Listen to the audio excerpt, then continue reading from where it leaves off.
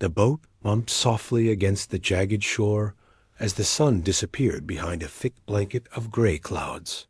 A narrow strip of rocky beach led into a dense wall of black-leaved trees, whispering in a wind that had no source. The air smelled like mold and whetstone, thick with rot. The team stepped onto the shore, their boots sinking into the soggy earth, instantly chilled by the island's unnatural atmosphere. Silence pressed down like a weight, broken only by the lapping of the sluggish waves behind them. One of the group members found half-buried crates filled with rusted tools and a journal soaked through with seawater. The entries, barely legible, ended with a frantic scribble.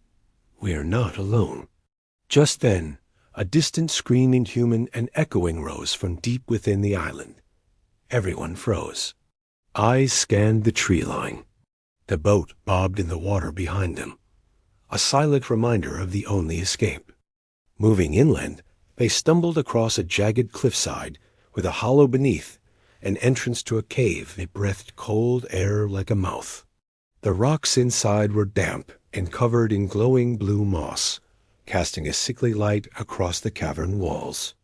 Ancient carvings danced across the surface, picturing things with too many limbs and eyes where none should be.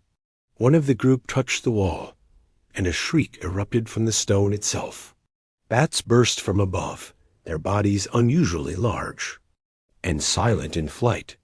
Deeper in, bones littered the ground, some human, some not. One skull had its jaw ripped off. When they turned to leave, the passage had changed.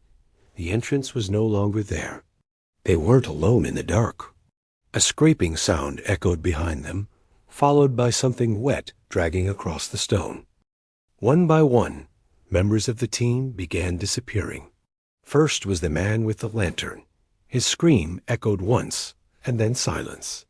The group ran in panic through the trees, branches tearing at their faces, boots slipping in the mud. A flickering light between trees led them into a clearing they hadn't seen before, a small village made of crumbling huts and overgrown paths.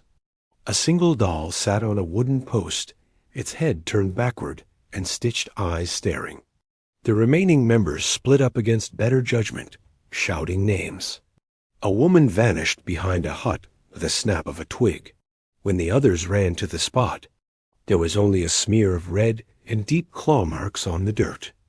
They found it in the heart of the jungle, a twisted shrine made of bones and driftwood, surrounded by hanging ropes with severed hands tied to them. The air was thick with the smell of decay and burnt hair. In the center, a stone altar sat beneath, a canopy of rotting leaves. The carvings told of a ritual, a summoning, a warning.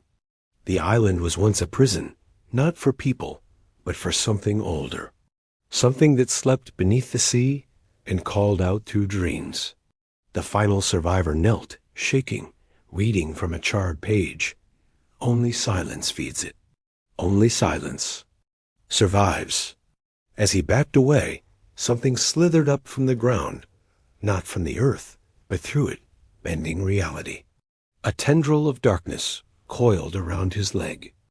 Sprinting toward the beach, soaked in blood and screaming, the last survivor saw the boat ahead anchored, untouched. The sun was rising, but light did nothing to chase the cold. As he reached the edge, fog poured from the trees like an avalanche.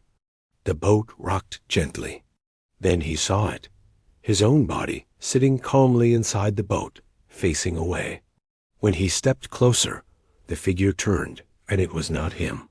It wore his face, but had hollow, black pits for eyes and a smile too wide for any human jaw.